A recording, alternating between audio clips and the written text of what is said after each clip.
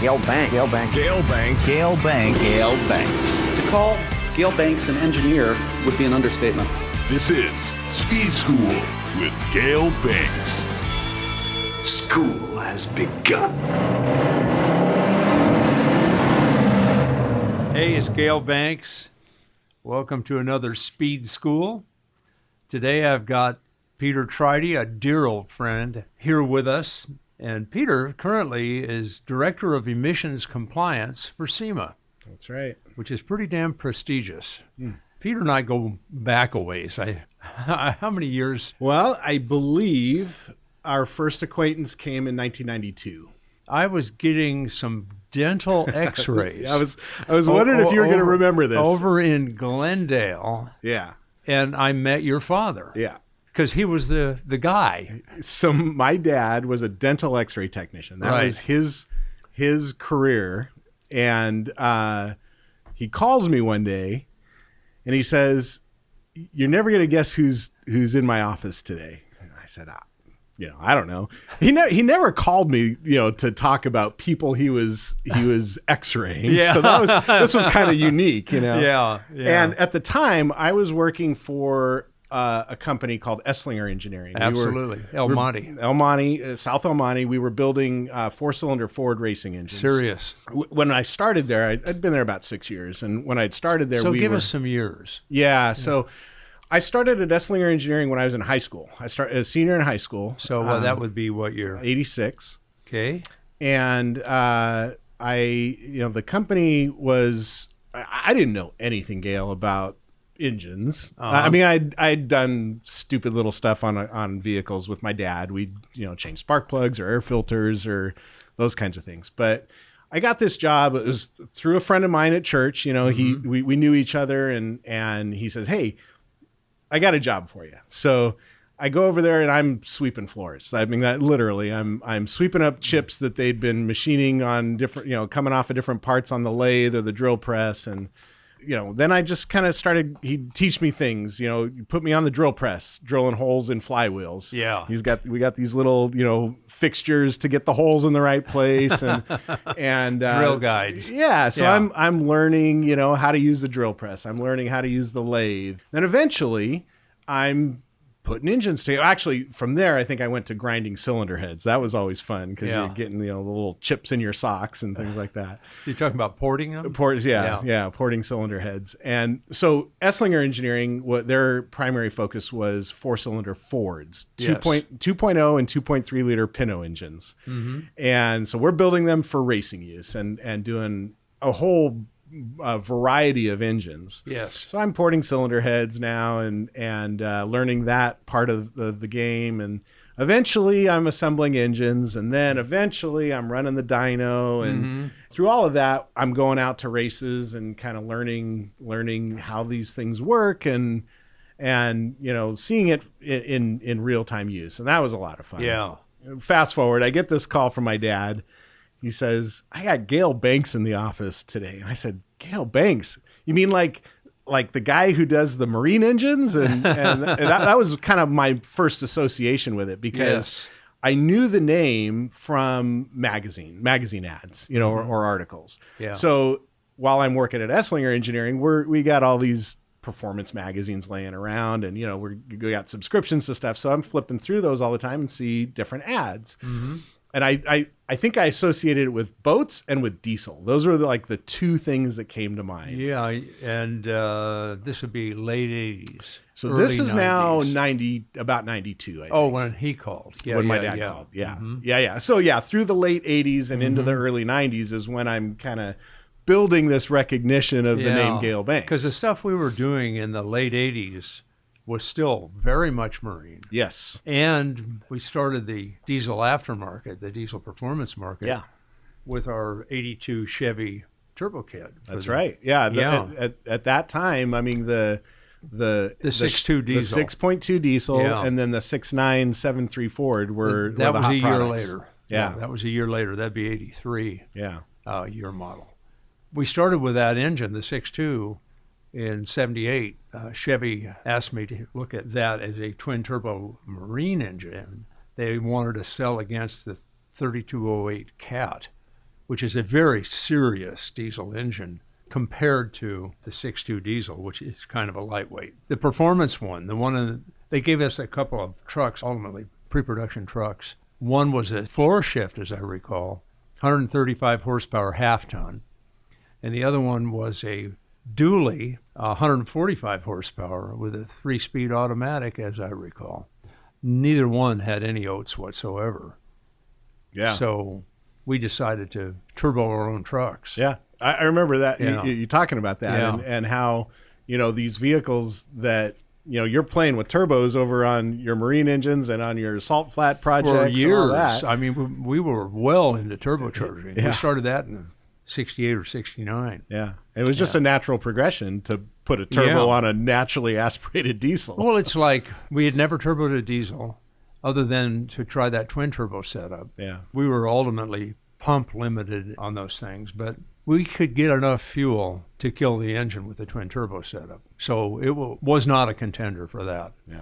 But in the truck, we kind of said turbo into the intake manifold and picked up a significant performance, smoke reduction, fuel economy increase, and performance increase. Yeah. Everything, lower EGTs.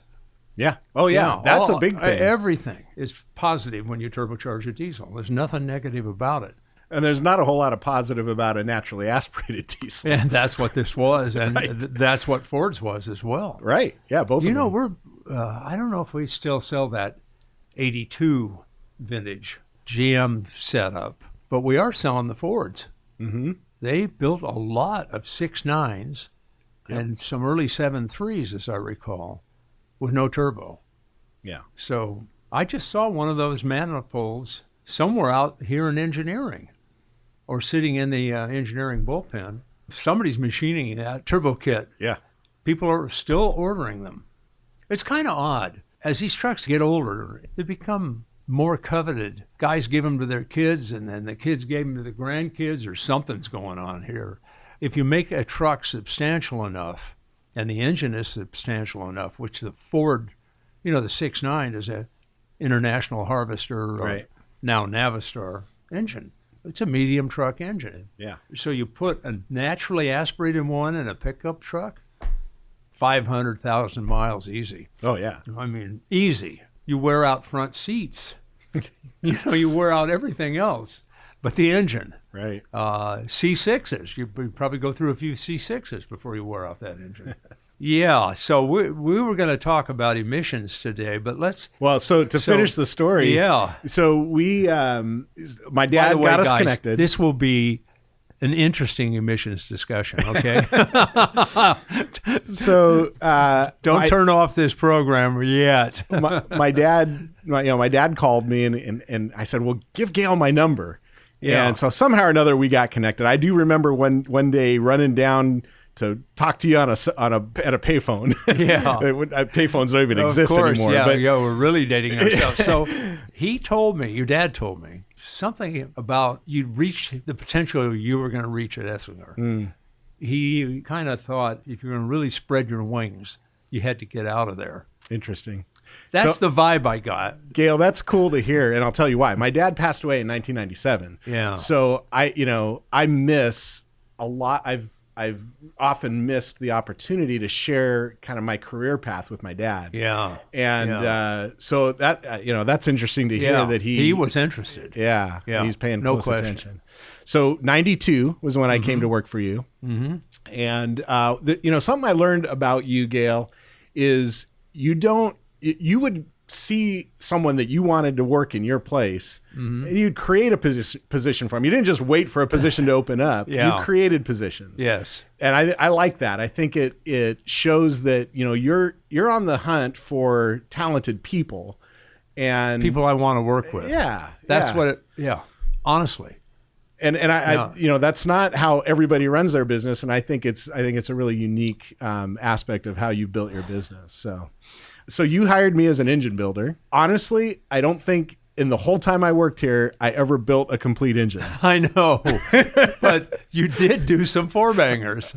I did. Oh yeah. Out in the engine room. That's true. Yeah. That's true. Yeah, I put a couple for of those hobby together stuff for guys that I yeah. was still hanging out with Yeah. and going racing with. Yeah. Yeah.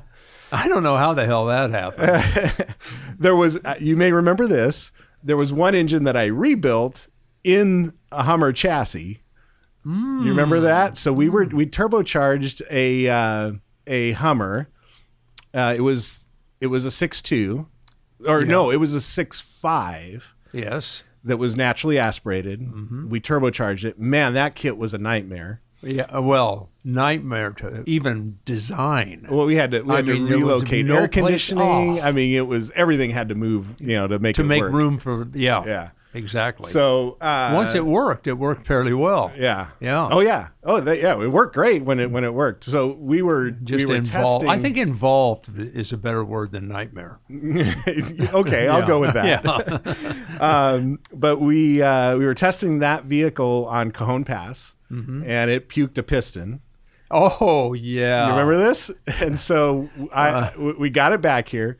And I tore that thing down, and remember we discovered flaws in the pistons. Yes. In the GM. Yes. Whoever made those pistons. Yeah. There were some. We actually got pistons to put in, and found in the box pistons that had these flaws in them. The same flaw. Same issue. Yeah. So anyway. It was. Did we use them anyway?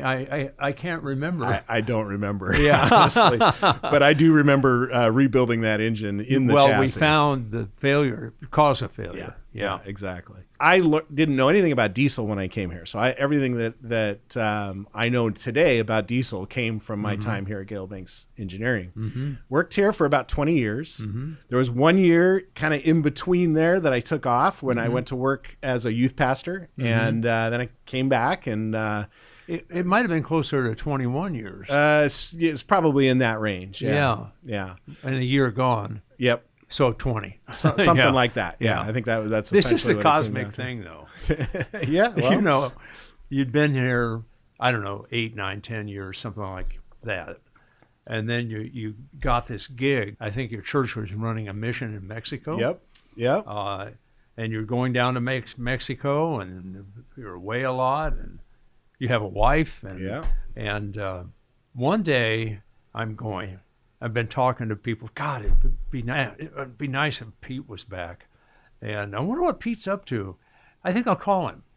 So I called you, and as I recall, you picked up the phone. Probably had caller ID on my home phone at that point. Well, yeah. No, you didn't. You were just going to call me. Mm-hmm.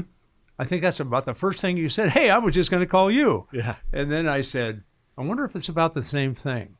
And it turned out to be. Yeah. Yeah. So I came back. Yes. So during my time here at Banks, I had a lot of different titles. I think I was, engineering manager at one point. I was kind of oversaw our technical service group and did some stuff with customer service. I did a lot of training.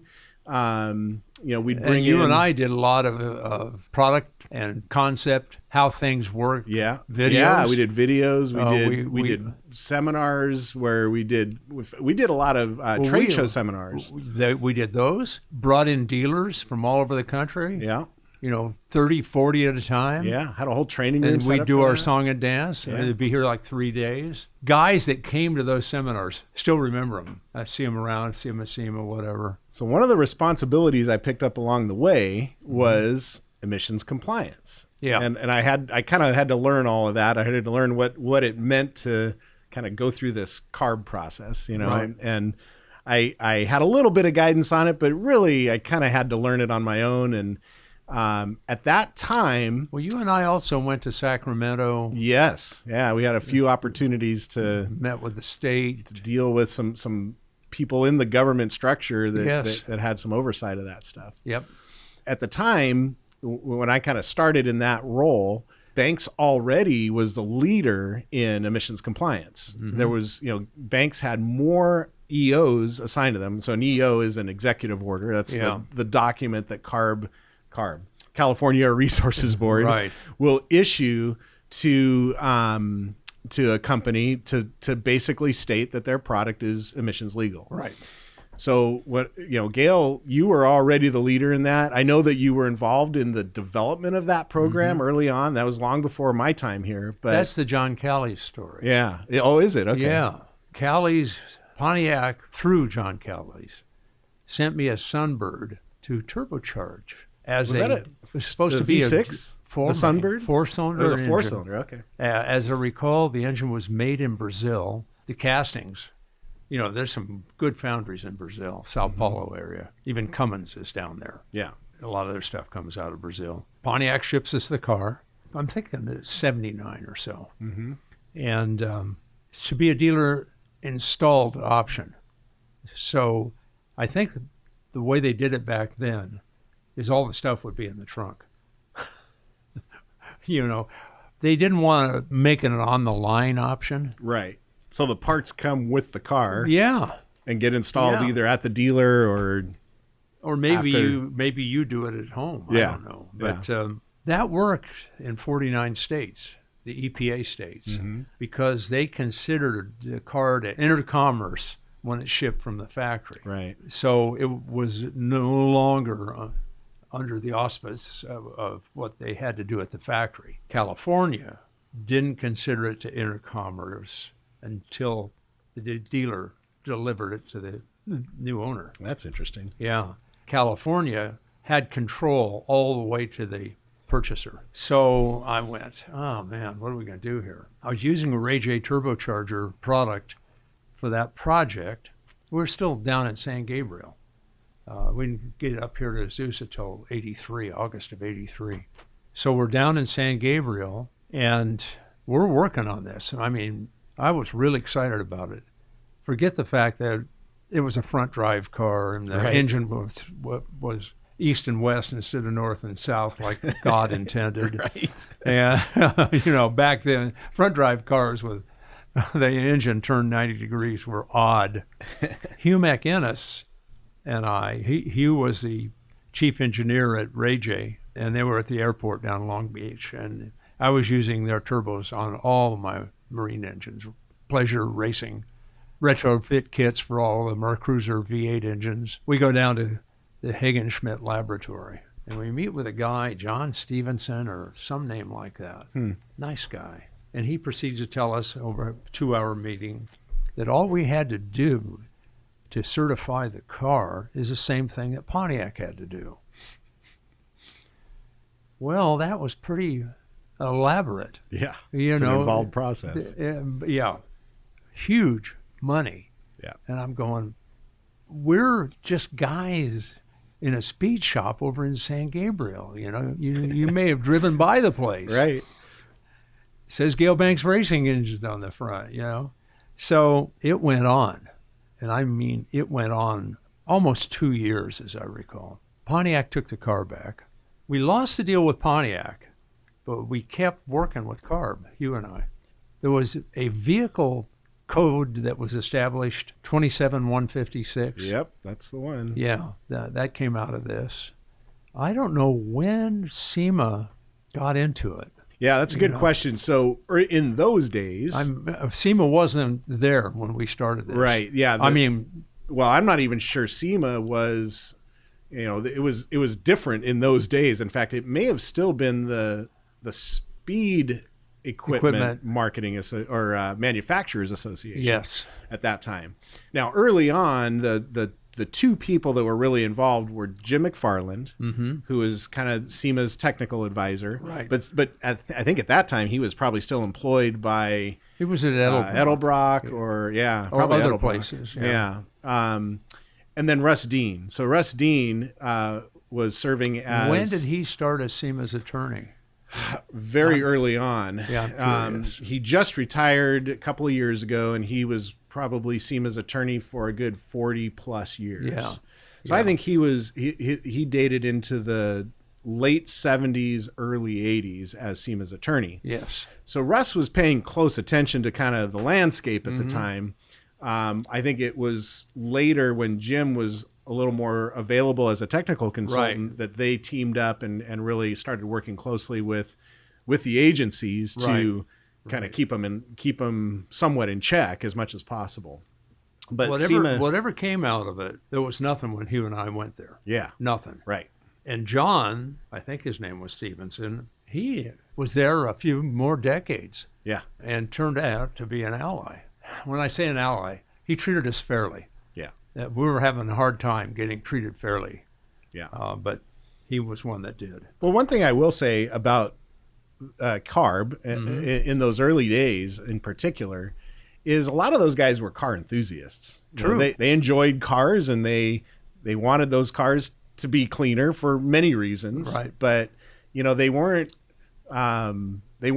like car Nazis. They weren't against cars necessarily. Yes. There may have been a few at that time, but the bulk of them were guys that really understood what those what it was involved with emissions, and were doing research to try to understand how improvements could be made. And so a lot of what happened at Hagen Schmidt was research, right, to kind of understand the landscape. We've come full circle, I think. We were dealing with turbocharging gasoline then. Just started with the diesel. There was no emissions equipment on, no cat converters or any of that drive on the diesels. Right. But gasoline, you at least had catalytic converters. Yeah. Positive crankshaft ventilation. I don't know what else was there. Cummins got away with running a road draft tube on their crank van. I think up until 96 or it's something. It's unbelievable how far they dodged that bullet. Finally did it. Since we were in California, we wanted to comply because back then we didn't have an internet market. We had a few dealers out there, but we were more regional guys. Today it's worldwide with the internet.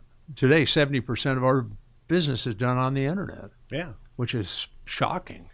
Well, in Southern California was the home of hot rodding. I mean, you exactly. You couldn't go 2 miles without hitting a drag strip somewhere. There was hot spots in the South. Yeah.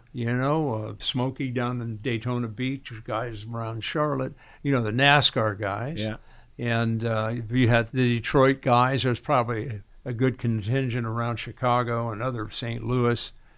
But this is where it all came from. When SEMA started, their meetings were in Eric Grant's insurance agency. Yeah, I remember you telling me that. On San Gabriel Boulevard, south of us. Al Teague's mom lived on San Gabriel Boulevard, south of us as well. But Eric Grant, he was the guy. Ed Iskandarian was the first president of SEMA. Mm-hmm. And who just celebrated his 100th birthday, I believe. Or is he 101? Or maybe he's 101 now. Yeah. Yeah. The fact that he's sitting upright and talking. Yeah, that guy's amazing. He's amazing. And still drives to work, I think, daily. Yeah. Every day, every weekday. I know if he goes on long trips, his friend John was older than Ed, and John was driving Ed around. But he passed on, and I don't know how many daughters Ed has, but his daughter, I saw her with him at SEMA. Yeah. So she's looking out for Ed. Yeah. One of the cleverest, sharpest guys I've ever met. Creative in the extreme. Yeah. And very humble. Yeah. Yeah. Yeah, when I say Ed Iskandarian, Iski Cams, he is the cam father. You're right. I mean, if there's anybody who goes way back to the very beginning of commercializing hot cams and making them up for a variety of stuff, it's him. And then Jack Engel came along, and Harmon and Collins and others, Crower. But Ed's the man. He's the first guy to ever sponsor me. No kidding. Yeah. We're going down a rabbit trail here, but he was, Gale, we went to, I think it was a PRI show. You were doing a seminar at the PRI show. Yeah. And Ed came and sat in the front row, ready to learn. He wanted to learn from you. Yeah. And I remember you seeing him down there. You said, "Hey, Ed Iskandarian's in my seminar." That was cool. I was really, really humbled by that. I mean, the fact that he was there. We had a lot of gearhead get-togethers at my house through the years, and Ed would always come, and great chats. In fact, most of the guys who started the whole industry that were still alive came to those gearheads. We did them once a year. You drove your hot rod in, or your sports car, or whatever. A lot of guys brought their Indy cars and fired them up and drove them on the property and stuff like that. I mean, it was just a lot of fun. Magic stuff. Good stuff. Yeah. Magic stuff. So there's a lot of issues with the general public accepting the fact that you can make performance and still pass emissions. If you really wanted to expand your horizons and not have regulators shut you down ultimately, which is what's happened the last couple of years to all the delete guys. Yeah. Most people don't want to delete all their emissions equipment. Right. Most people want to be legal. I think a lot of these guys have received big fines from EPA. I don't know if CARB is doing any of that. Yeah, they're doing some for sure. But, we're still in the racing parts business. Mm-hmm. And, the younger guys here sometimes say, this doesn't have an EO.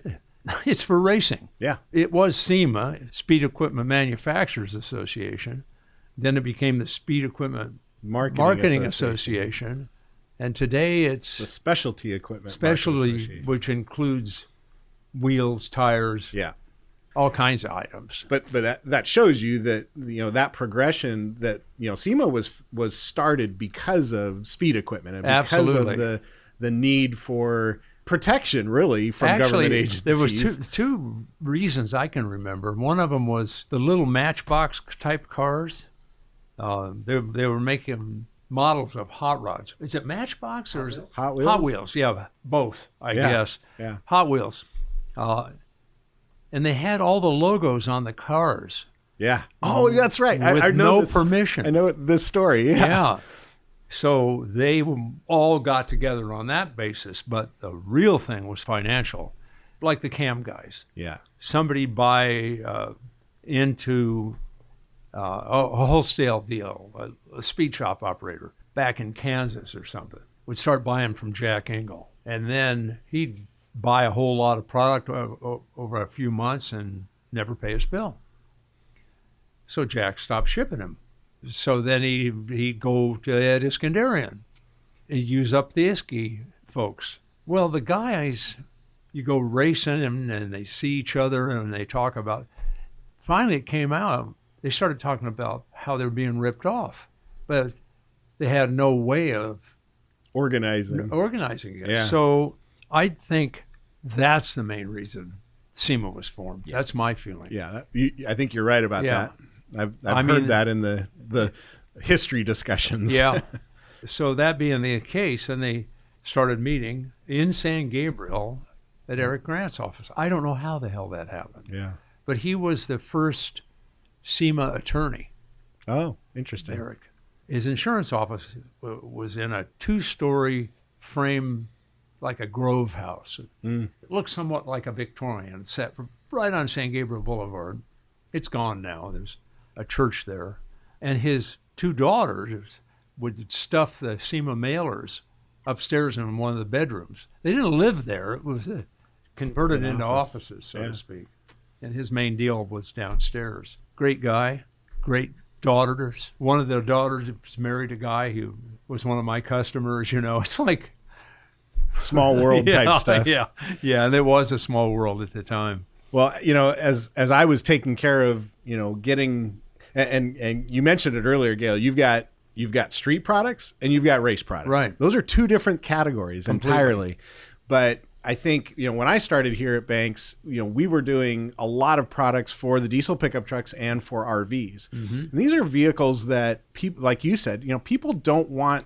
Those aren't race vehicles. They're vehicles that they're towing with. At that time, they weren't. Well, yeah, and times did change, Yeah. but those are vehicles where you got to build reliability into those things. Yes, and emissions compliance and being able to fit within that envelope, wasn't foreign to those vehicle owners. Mm-hmm. And as I was going through the process and kind of learning about how to get CARB EOs and that kind of thing, it just kind of, you had to find your path, and you had to make your case. And a lot of times you had to be able to convince CARB that this product, was emissions compliant. We could provide engineering data for that. Mm-hmm. Sometimes we had to go do emissions testing. There was different levels that we had to go through to be compliant. Exactly. But I think one of the things through that process that I learned is we as an industry, in the aftermarket industry, we know our products. We know how they work. We know, the vehicles that they fit on. We know the technical aspects of that. And sometimes that's not recognized by a government agency that isn't really technical in some of the people that work there aren't always of a technical bent. So we have to educate them in some cases, and that's really a process that we go through that I do now with my staff at SEMA. Is we have to do some education sometimes, right, and it can be an uphill battle. Yeah, and it's kind of interesting. The state CARB has really fine equipment. Mm-hmm. They've got new facilities out in Riverside. I think they're complete, but they're not staffing out there yet. Something like that. The lab is not up and running yet. They're still working on it. It's still working on it. Yeah. But a lot of money's being spent. Yes. It's damn hard, I theorize. It's damn hard for them to find engineers to come to work in their emissions labs or judging the submissions from people like us fairly. I'm having a hard time with some of the arbitrary decisions that aren't based on engineering judgment. Yeah. They're based on a lack of knowledge that would enable them to do this fairly. Emissions testing is expensive. It's a necessity in some cases, but if it gets out of control, it can really break the bank. Mm-hmm. And part of our goal at SEMA is to make sure that you aren't treated unfairly and that the testing that's required is reasonable. Mm-hmm. And I think in some cases, if an engineer at CARB doesn't necessarily understand the product, their default position is to say, well, we got to test it. Mm-hmm. And so, we have to kind of fight that battle sometimes and say, it's not always necessary to test, particularly when you have some previous test data that can stand and demonstrate compliance. So, we look for those opportunities to find the break points where, yes, sometimes testing is necessary, but it's not always necessary. Yes. So we gotta definitely dig in those situations. Well, I know you guys are carrying the flag for all of us. Yeah, it is a tough battle. Oh, man. And we're doing we're serving an industry. Mm-hmm. We have somewhere in the neighborhood of 500 manufacturers that need to be able to demonstrate emissions compliance. Man. And so that's a lot of people to deal with. Yes, it is. Now you're doing a new lab in the Detroit area. That's correct. Yeah. So SEMA started Ann Arbor, perhaps. It's in Plymouth, which is maybe about a 15-minute drive from Ann Arbor. Uh-huh. So there is an EPA laboratory in Ann Arbor. Yeah. Which is actually remember a pretty we used cool to place. send them our emissions results. Yeah, that's true. We did. Yeah. And there's a particular reason for that. For emissions compliance, the California program, the EO program, was always kind of the go-to because EPA doesn't have a program. So if you get a CARB EO, that is a good demonstration of emissions compliance, and EPA will recognize that. They say, if you've got a CARB EO, we're satisfied with that. So the claim that you can make when you have a CARB EO is that you're 50 state emissions legal. Yes. And so the CARB EO has always served that purpose. With EPA, there was always a little bit of gray area. They stated that you had to have a reasonable basis, but they didn't really have a clear path for how to do that. What is that reasonable basis? It was always understood that you were obligated. It was you as the manufacturer were obligated to self-certify, and that's why we would send that data, like you said, is so that we were kind of doing our due diligence and putting it in front of them and saying, look, we did our work. I don't know if it was you, probably it was. Somebody who worked here told me one day, the guy who we were sending the stuff to at EPA said, you don't have to send me this stuff. You just have to keep it in your file cabinet. Mine is full of bank stuff I don't want anymore. I don't have room for it. Then we kept sending them to him anyway. Well, it felt good to do that, right? Yeah. Because we had good test data. Yes, we did. But yes, we did. But things have changed a little bit now, and EPA provided some clarification on what that reasonable basis looks like. So SEMA has actually developed our own program now. We call it SEMA Certified. And it satisfies. It basically documents a procedure that we know to meet EPA's scrutiny. Should they even come looking? Now, they may not, right? If you've done your due diligence, they may never look at you. But this is a way to document that you've done that and to provide some clarity for the industry on what reasonable basis really means. So we've got this program that will satisfy EPA's guidance on emissions compliance. You compared notes with EPA? So we're working on that part of it. And EPA is, I'm actually going next week to the SAE World Congress. Plan to meet with some EPA people while I'm out there. But we have had history with EPA where we've talked about this program. They won't endorse a program, but they have acknowledged that the work that SEMA does at the SEMA garage meets their muster, basically. So, and you have world-class emissions equipment. We do, yeah. We have a certification laboratory that equals what any OEM would have in their own facility. Right. The OEMs, have to meet emissions standards. So they do research and development to figure out how they're going to build their equipment to meet the standards. Then they have to do certification work. They have to self-certify with both CARB and EPA. So they do that work in their laboratories. And then they have to check themselves in use. So they're using those laboratories on a regular basis. Those laboratories are probably running close to 24/7. And so our laboratory is like one of those. It's designed to do the same type of testing that those labs do. And our services are dedicated to the aftermarket. So our clientele is those 500 companies that I mentioned, and you're one of those that makes use of our services to do those evaluations. In your lab, what gases, what materials are you measuring? Yeah, there's, let's see, 1, 2, 3, 4, 5 or 6 different gases that are regulated. So when we talk about emissions compliance and we talk about meeting standards, both CARB and EPA set standards for these 5 or 6 different gases. So in simplistic terms, the first thing we measure is hydrocarbons. So both gasoline and diesel engines will produce hydrocarbons. That's what's coming out the tailpipe. This is unburned hydrocarbons. Unburned fuel, essentially, And there's a limit to how much can come out of the tailpipe under a certain set of driving conditions. Also in the unburned category is the particulates. Yeah.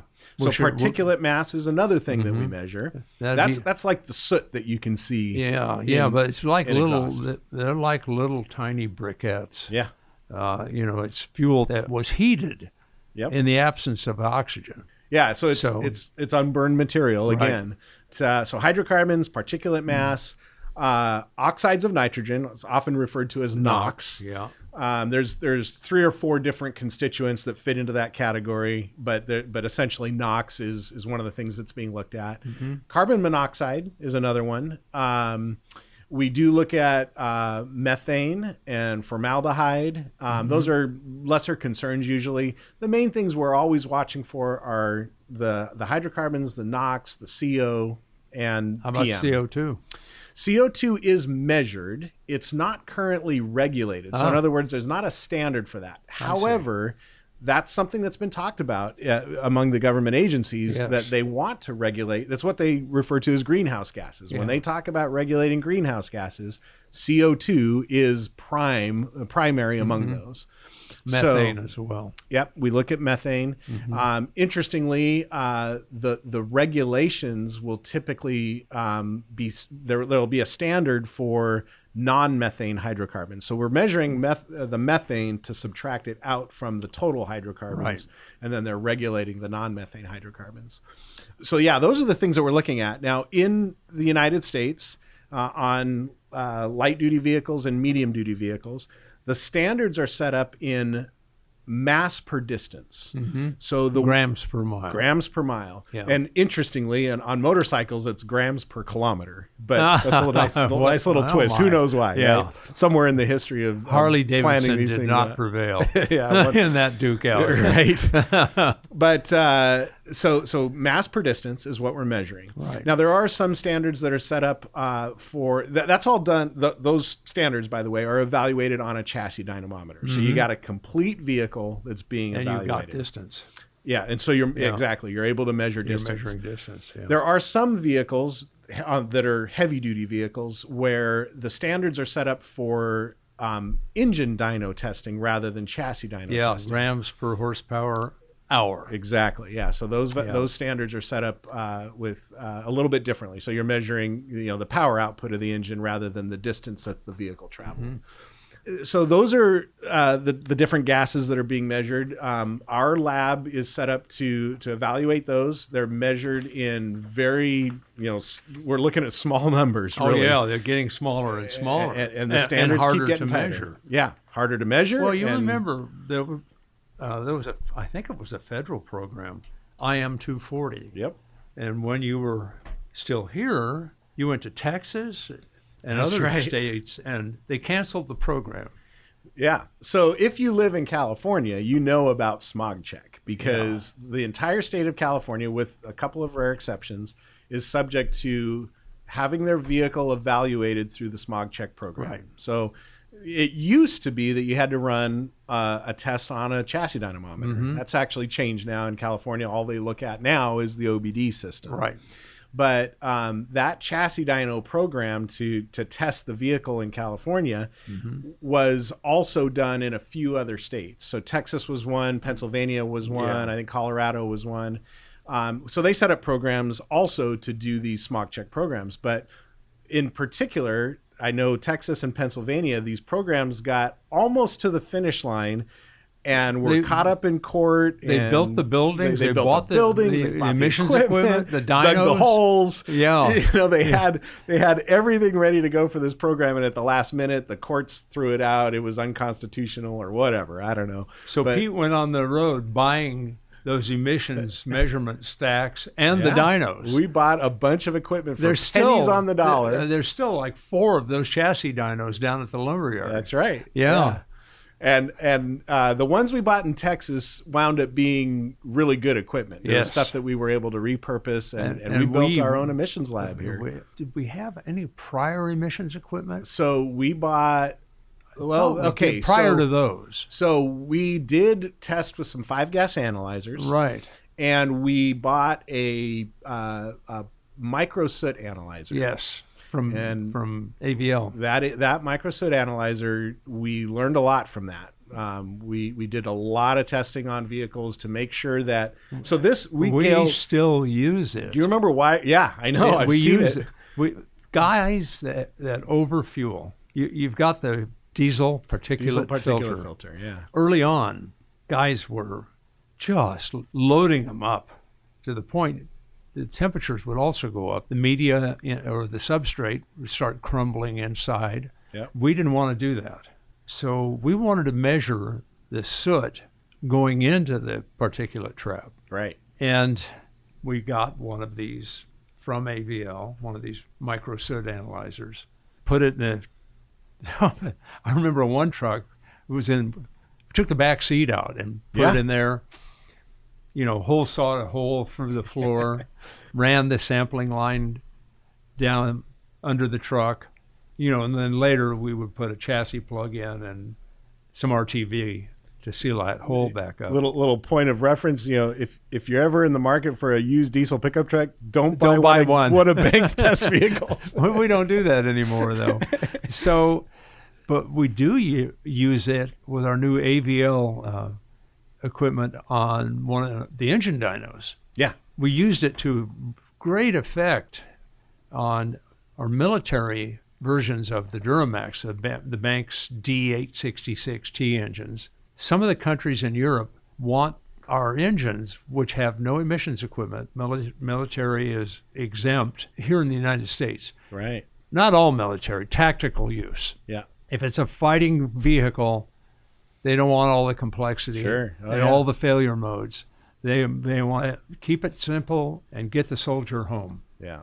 Getting to the fight, that's one thing. But things get too hot. You want to get the hell out of Dodge. Yeah. You don't want something failing in the emission system.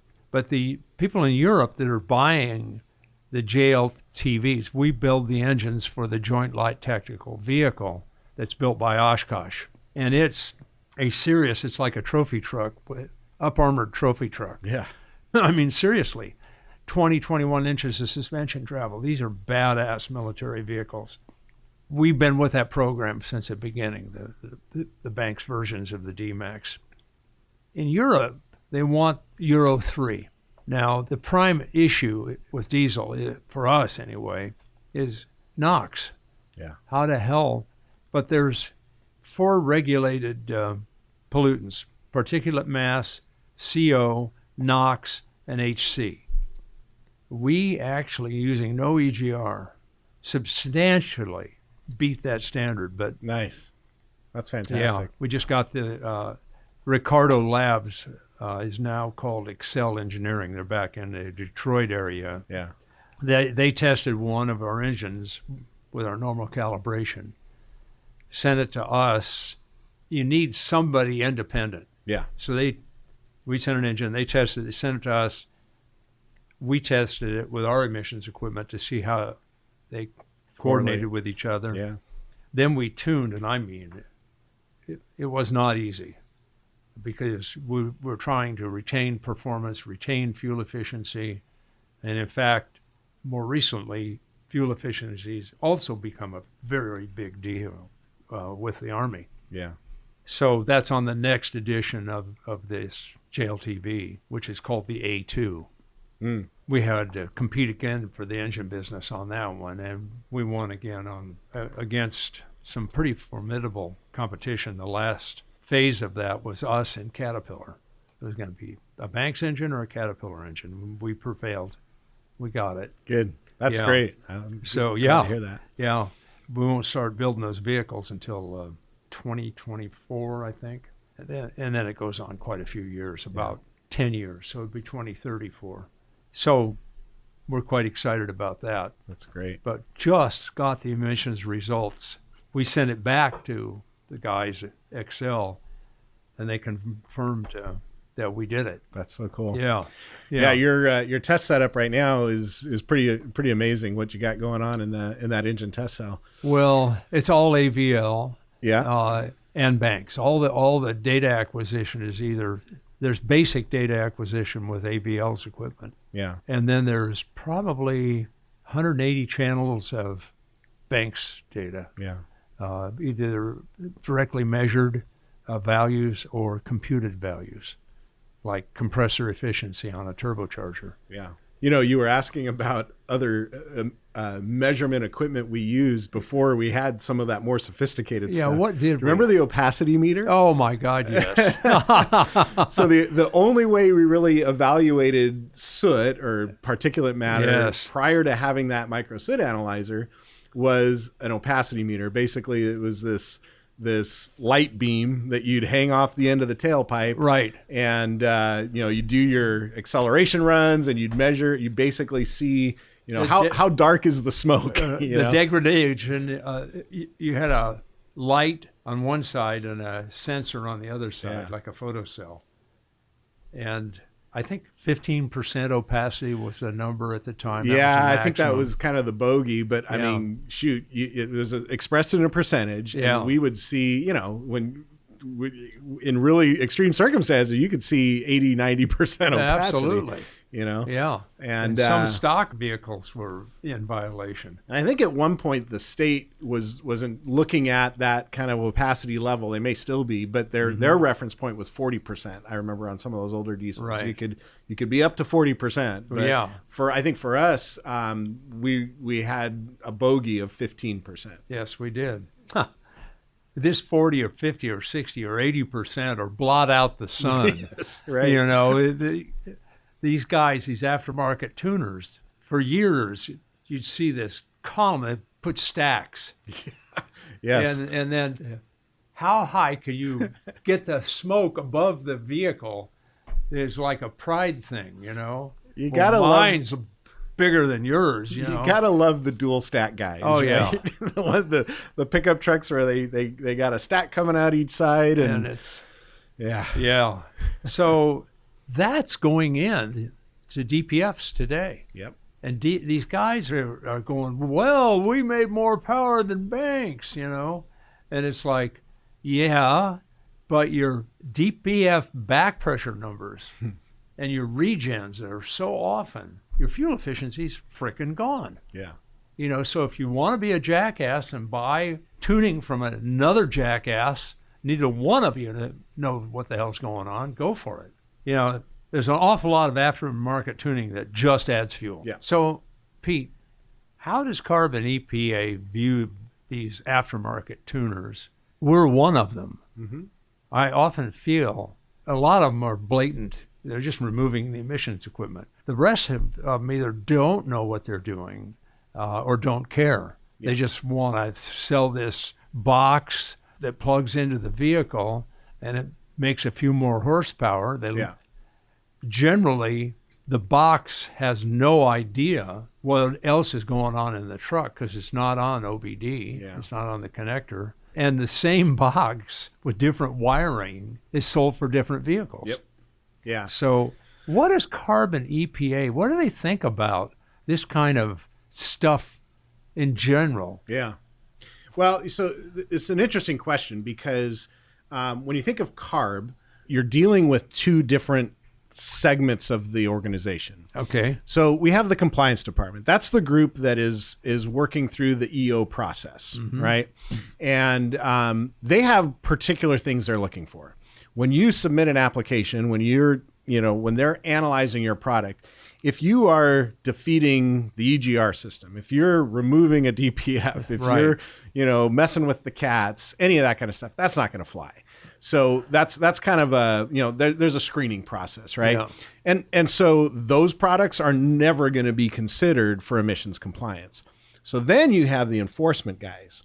And that's really what the enforcement guys are looking for is, okay, are you selling products that are defeating emissions devices? Different guys. And so their attention is going to be more focused towards those defeat devices, those delete devices. And the same is true with EPA. EPA, it's kind of interesting. We have seen a dramatic increase in enforcement from EPA in the last few years. Now, keep in mind, EPA doesn't have a compliance department. That's kind of what we're doing with SEMA Certified. We're, providing that path, but they don't have a department that's doing that screening. So they only have the enforcement guys.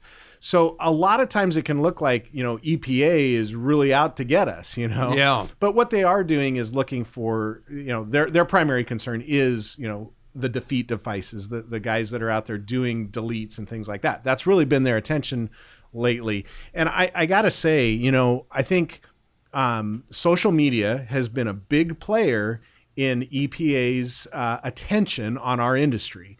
And it really comes down to when you do a DPF delete on a diesel truck, you now have something very visible that comes out the tailpipe. Right. And when you put that on social media, you're smoking out the Prius next to you. The church lady. On Sunday morning. That gets EPA's attention. So that's really how EPA kind of goes about it. They're looking for those egregious offenders. And these morons. Look at me, EPA. Right. Yeah. And when they're doing it with their license plate on their truck and they're, they're creating their own, they're putting a target on their own backs. Yeah. But I do think it's a mixed bag with the agencies. I think there are, again, some people who get it. There's a lot of car enthusiasts still at CARB. I don't know EPA as well, so I can't speak as much to that. But I do think that there are reasonable people within both agencies who understand the dynamics of the industry, that understand the challenges that come with emissions compliance. And then I do think there's a handful of people that aren't as technically savvy and that might, that just make life a little more difficult for us in our industry. We have to fight those battles. We gotta stay in communication with the agencies so that we can at least communicate with them about what we think is reasonable. That's why SEMA is in contact with the agencies all the time. You know, Yes. we have to stay abreast of what their concerns are and how they're, you know, changing procedures and things like that, so that we can speak to that. Yep. It is a mixed bag. You know, we do see, you know, different personalities come out at the agencies in those Well, respects. you know, Ann Arbor's awfully close to Detroit. They actually developed an early emissions drive cycle. Mm-hmm. One of the engineers that worked at Ann Arbor had the longest drive home, so Yep. they data logged all his driving, his habit, you know, his high speed is around town. This one guy. And that's He what was we the know model. today as the FTP 75. FTP stands for Federal Test Procedure. Right. And you're absolutely right. Yeah. They put a recorder on this guy's car. That He was drove it. home. Not a bunch of guys. And, Right. And then kind of average them out. Hey, guy. Hey, guy. Yep. That's how these things start. Yeah. You're absolutely right. This must be how everybody drives. And Gale, the FTP 75 is the backbone of emissions testing today. We use It it. still is. We use it every day in the laboratory. I'll be damned. Yep. So yeah, that all started with recording some guy's commute. So there's a new emissions tool, and it's the electric motor in combination with the ICE, the internal combustion engine. And I have been jonesing for an opportunity to make that marriage happen here at Banks. And we're doing it. Good. And it's exciting to me because BMW had me evaluate a couple of different concept cars. I don't know if you were still here then or not. The hydrogen car? Yeah. I remember that. Were you here? Yeah. So the hydrogen car, which I did some high altitude stuff. Yeah. And then the hydrogen, that was a hydrogen 7. And then the hybrid 7. Yeah. I didn't spend as much time looking at the hybrid. Well, what was interesting about the hydrogen car was a V12, BMW V12. Not a lot of those around anymore. And it had port fuel injection, and it had 2 injectors in every port, one hydrogen injector and one gasoline injector. When you ran out of hydrogen, then you could turn on the gasoline and get home. Or the key fob, you turn it over and had a name of this German guy, his phone number, and you call 24/7, 365. You called this guy, See, what do I do now? and he would come with another BMW, normal gas burner, to wherever the hell you were, pick up the car, and somewhere near Santa Barbara, BMW had a facility. They're in Ventura. Ventura. Yep. They had hydrogen there. And it was stored in liquid form, as I recall. Yes, it was, and that was the problem. This was. They took the 7L. 760. Yeah, which has kind of got extended doors on the rear. Yeah. Kind of a chauffeur car, something like that. And they moved the rear seat forward to the normal position for a conventional, non-extended. And they put the hydrogen tank sideways between the rear seat and under the package tray, kind of, and the trunk. So when you looked in the trunk, you couldn't see it. They had a upholstery piece of some kind, which we removed, and then you could see it. Had hydrogen vents all over it for hydrogen gas. To liquefy hydrogen, you have to super chill it. Yeah. I mean, not absolute zero, but seems like damn close. So you refrigerate the hell out of it. You can't compress it enough at normal temperature to liquefy it. So you liquefy it, you put it in the tank, and you had a tank within a tank. So you had this, if you will, air gap. So they would vaporize liquid hydrogen into this gap, and that would refrigerate. The vaporizing the hydrogen would refrigerate the inner tank and keep it liquid. But you are using it while you weren't driving. And they told me, do not park this in your garage. Right. Park it outdoors. Because if you have a water heater with a standing pilot and it starts venting this gas, which Hydrogen, it does, yeah. you could blow up the garage. So Not a good plan. not a good thing. It made like 400 and some horsepower on gasoline and 270 on hydrogen.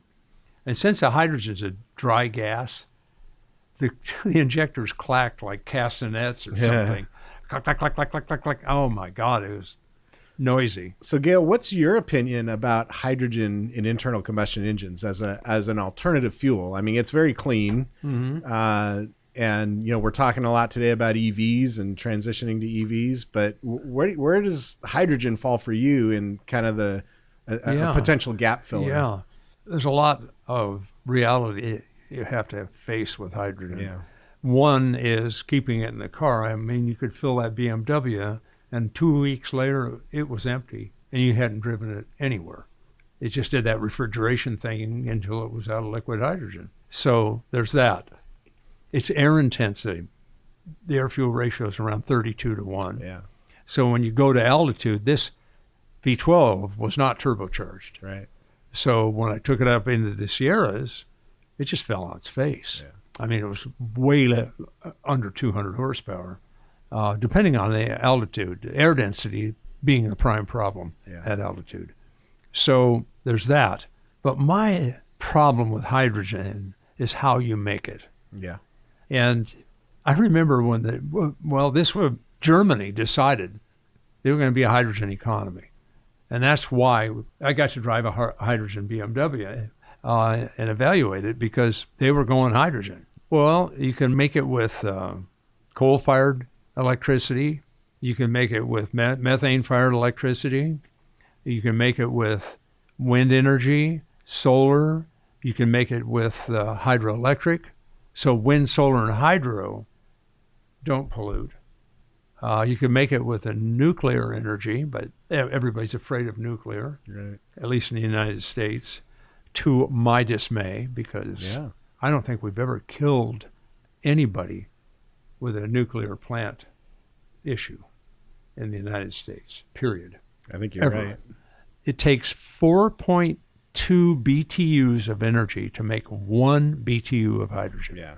It's very energy intense to make it. It's upside down. Yeah. So unless you're a nuke or you've got a lot, the sun sets, clouds come over, the wind doesn't blow, they're building backup power plants for that. Honestly. Yeah, of course. They call them peak shaving. A name for those. And they're fossil burners. Crazy. This is never in the news, by the way. So what do I think of hydrogen? I'm underwhelmed. Yeah. And then you've got the hydrogen fuel cells. Well, they still use hydrogen. Yep. They're probably way more efficient at the use of hydrogen. But, and they're very expensive at this point. Yeah. Energy density is the other thing. Range. Yeah. A cubic foot of liquefied, the energy density is fair. But the tank, outer shell, makes the tank, it's eating up space in the vehicle, volume, right, cubic feet, just for the refrigerating part of the damn thing. No, I don't think much of hydrogen. Interesting. I really don't. I like the idea of a hybrid. Yeah. And hybrid is a fuel economy device. Sure. There's lots of place you can put motors or motor generators. Yeah. Or just generators. But MGU is a thing. In other words, if it's on the front of the engine and it's belt driven, that's position 0. That's called P0. Yeah. Motor generator unit, MGU. P2 is on a common shaft, so to speak, coaxial, same axis. You'd call that parallel hybrid, I think is a correct term. The MGU is after the engine, and then the transmission is after that. You add about 8 inches for the MGU, and then you got to have battery. But if you look at some of the supercars, I'll go over to Leno's. He's got 1,000 horsepower supercars over there. 300 or so of the 1,000, maybe 400, is the MGU. Yeah. Put the motor generator, bolt it to the back of the engine, so to speak. The crankshaft and the motor, both shafts are on a common axis. I think Ford's got that in an F-150 now. They talked about doing it. I'm not sure they're actually going to do it. Really? Honestly. Yeah. Yeah. I've talked to the company that is providing the equipment. Yeah. I got quite excited about it. I saw the Ford ads Yeah. that were there, and then they were gone. And I'm not sure it was Ford doing it. It might have been that company. Anyhow, we contacted them because I've been looking for motor generator units to run. Yeah. The guy said, yeah, we had an OEM, but they've kind of changed their minds. So I don't know if Ford's going to do it or not. Yeah. It's quite exciting, though. P2, the power goes through the motor generator to the torque converter and transmission and off to the wheels. The beauty is when you accelerate, you can use a little electric motor. Yeah. And you don't have to enrich so much on acceleration. Yeah, it's an assist, basically. Yes. Yeah. Yeah, you're assisting. It's called torque fill. Yeah. You're filling that low-end torque electrically. You know, when you're talking about this, I think this is why the battle that the OEMs face is applying technology. I mean, internal combustion engine design and technologies they're not exhausted yet. Not at all. There's so much more that can be done, and I think the OEMs see that, and the hybrid technology you're talking about pushes that direction. And we can meet tighter emission standards even, and I think the OEMs continue to prove that. Gale, you're a futurist. You've always kind of been looking to what's coming, and that's something that I've always enjoyed as working here, and now I get to see it as you continue to grow and the stuff you're doing with your engine programs. I mean, it's exciting. I think there's a lot left with internal combustion engines yet. I want to run a hybrid diesel at Pikes Peak in 23. That'd be beautiful. We're developing the hybrid system this year. Why don't we see more hybrids with diesels? That seems like a natural fit. And I just saw some injection patents from Toyota for diesel. Really? Why would they be working on diesel now? Right. Well, their injection system, I've read the patent, and it's really ingenious. They're entraining air into an area of the combustion chamber that doesn't have a lot of air. The center of the combustion chamber, because the air swirls. It centrifuges the density out to where the injector normally injects. Yeah. Contributing to smoke is a lack of oxygen in the center of the chamber, directly below the injector. So Toyota has solved it. I'm going, that's great. What's going on in Japan? I can't wait to see that.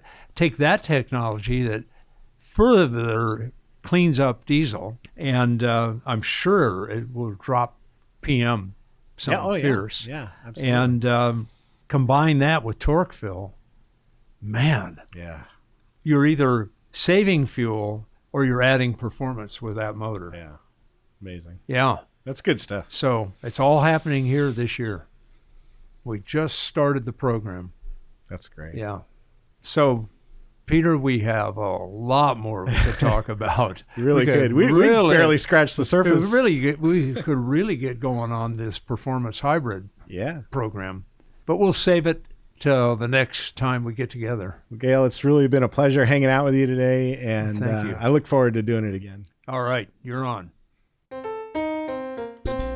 Propensity for density is what it's all about.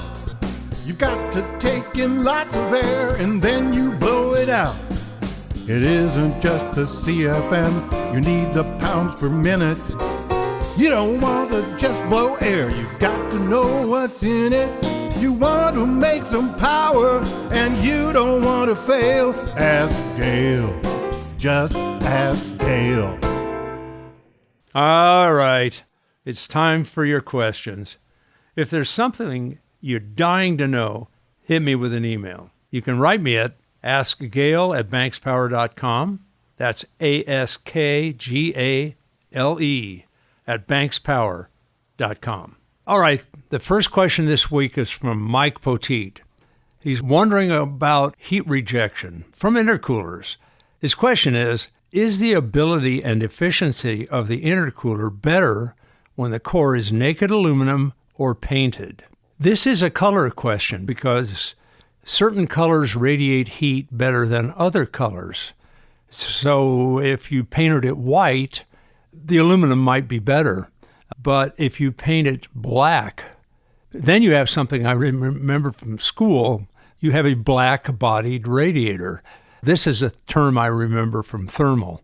So, yes, it's better if it's painted black.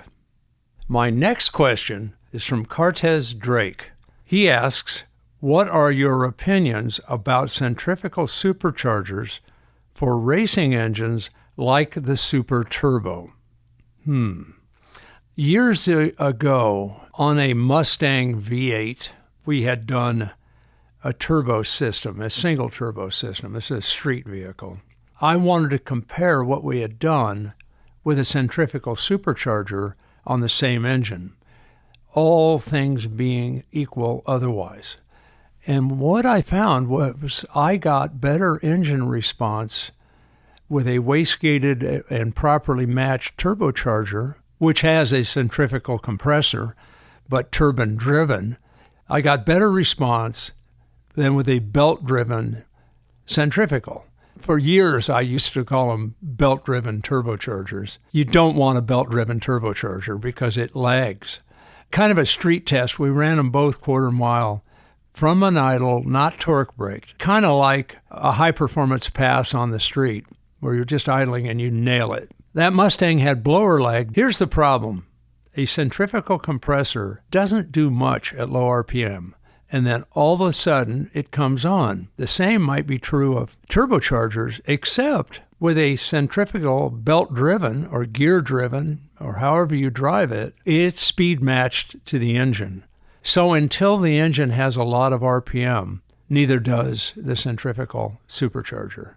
So, in my opinion, unless you're running a drag program and you're staging at 6,000 RPM, there's such a narrow power band with the centrifugal, I prefer to turbocharge. I get a broader power band with the turbocharger, and the only place I really like a centrifugal would be on a narrow power band, ultra high RPM, stage at 6,000, let's say, and leave at 6,000 and buzz the snot out of the engine. That works in drag racing, but my world isn't an eighth mile or a quarter of a mile at a time.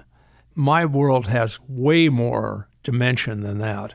So I prefer either a positive displacement supercharger or a turbocharger or a pair of turbochargers, period. That's it. End of story. I'm not going to answer this question again. So all you guys who want to know about centrifugal belt-driven turbochargers, you've got your answer. But thank you for your question anyway.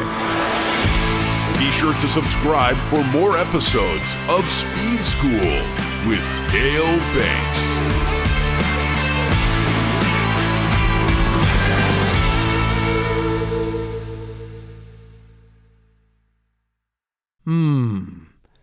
That sounds really dangerous. I'm in.